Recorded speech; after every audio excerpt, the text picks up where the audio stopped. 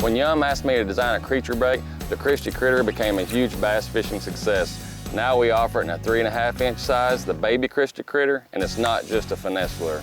Let me show you a few ways that I rig this bait. You know, the first way I like to rig the baby Christie Critter is on a jig. You know, when I want a quick fall, clear water situations, maybe a deep water situation, that's when I want to go to something that's a lot quicker. You know, I go in about 1/3 of the way and I rig it just like that. That gives it a quick fall and it gives it a smaller profile.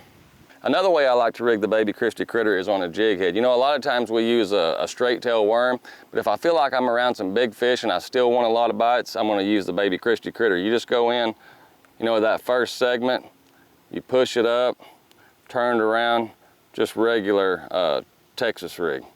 You know, leave that hook out just a little bit. That's a bigger profile. That's going to attract bigger fish. But now let me show you my favorite way to rig it.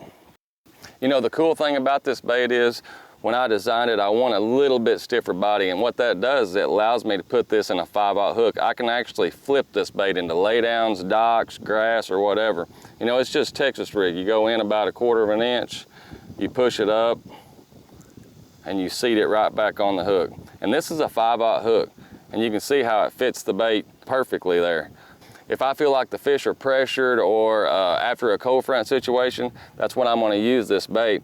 And the cool thing is 25-pound fluorocarbon, I can still flip this bait. There's a big one. The baby Christie Critter, when you need a smaller profile flipping, on a jig, or even on a shaky head.